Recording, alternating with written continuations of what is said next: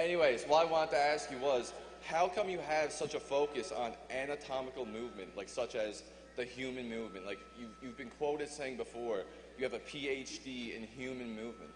He's a gorilla. He's a gorilla. You study animal movement. You've also been quoted saying that. Why do you find that so beneficial to you, and how do you find that separates you from the rest?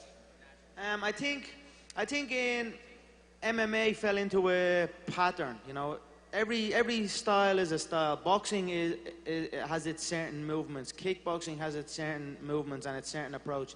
And MMA originally was designed to be free, to use them all, but it fell into a pattern of a certain stance, a certain approach to training. I feel it became about lifting weights and training heavy rounds.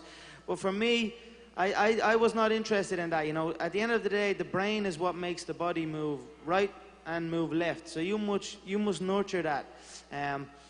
And it's not about lifting heavy weights and sparring hard. It's about freeing the body, being loose, being flexible, having great balance. that's the basis of what martial arts is about. So that is what I am doing, and I am just trying to learn every way that the human body can move. And I truly feel I am only a white belt in the broad spectrum of movement, but my competitors have yet to even begin, I feel. Beautiful answer, and I think that's a real champion's mentality right there. Thank you so much. Thank you.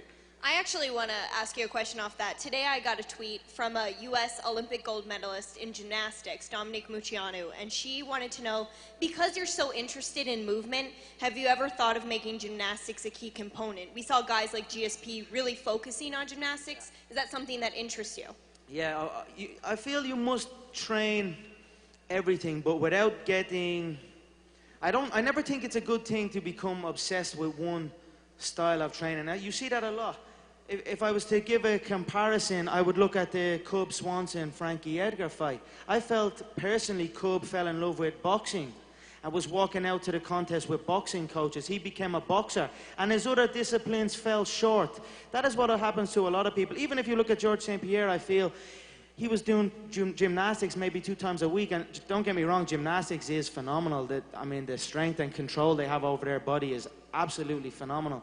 But you must not get addicted, or you must not get obsessed with one particular style. You must continue to be free, because there are pros and cons to every single approach to training. Whereas gymnastics are phenomenal, but they bounce on. It's like a springboard. It's like a springboard, so they actually lose some of their bounce through training on that. So that's why it's important to mix it around. So I have trained gymnastics before. It is great fun, and it's powerful, controlled power.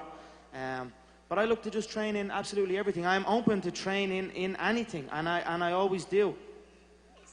That was that. Where does your style come from? Because is it karate, taekwondo? Like, where did you put your strength together? I am just trying to piece it all together.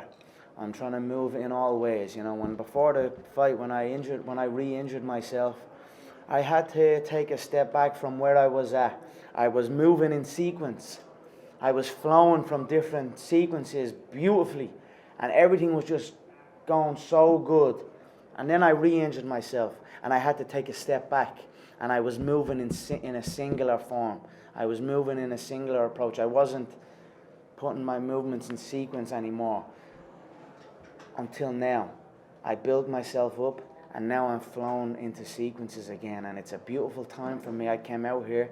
When I left Vegas is a crazy town for a young multi-millionaire world champion. It is a crazy fucking town. The air is different as well. It's desert out there. I'm only out here 3 days in Los Angeles, and I feel like a female gymnast. I literally feel that free in my body. So things are really going good for me, and I'm reinvigorated. I'm ready to go and hit that number again.